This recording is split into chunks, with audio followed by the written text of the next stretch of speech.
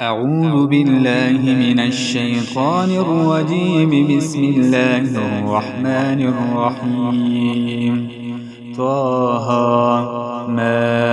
أنزلنا عليك القرآن لتشقى إلا تذكرة لمن يخشى تنزيلا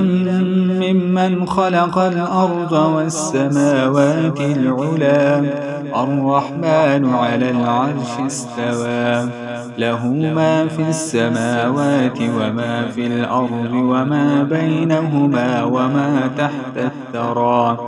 وإن تجهر بالقول فإنه يعلم السر وأخفى الله لا إله إلا هو له الأسماء الحسنى. وهل أتاك حديث موسى إذ رأى نارا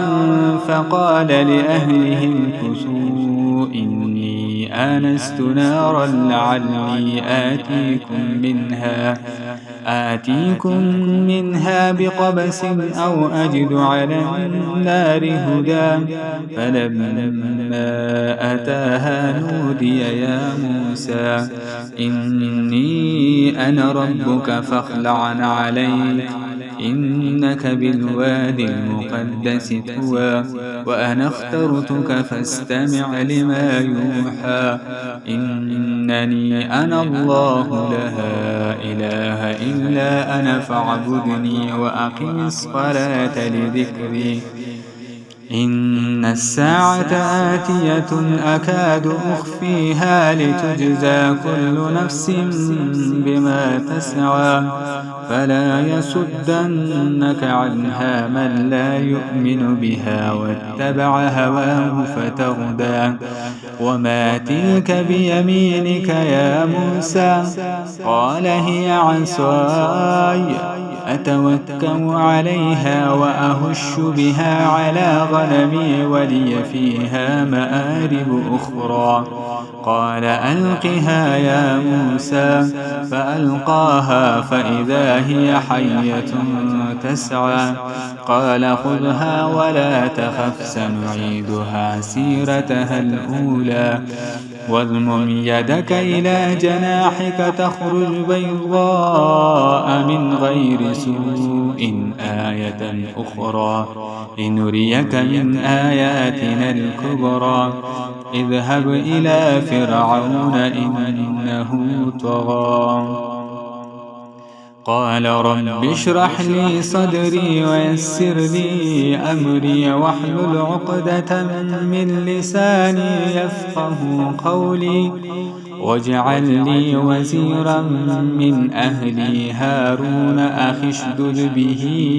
أزري وأشركه في أمري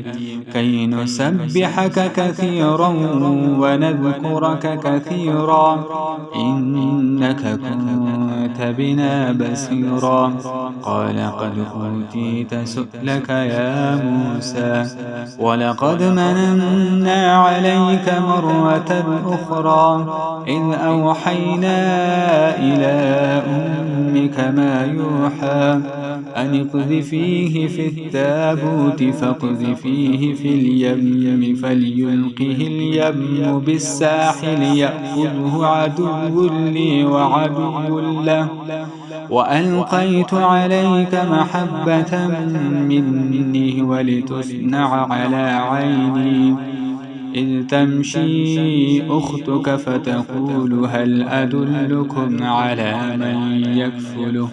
فرجعناك إلى أمك كي تقر عينها ولا تحزن وقتلت نفسا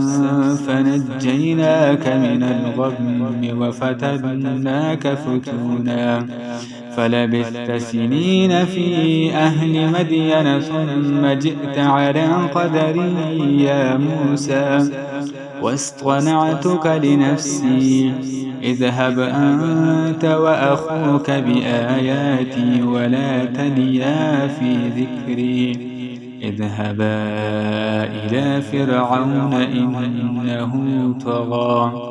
فقولا له قولا لينا لعله يتذكر أو يخشى. قال ربنا إننا نخاف أن يفرط علينا أو أن يطغى. قال لا تخافا إنني معكما أسمع وأرى.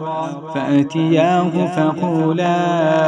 إنا رسولا ربك فأرسل معنا بني إسرائيل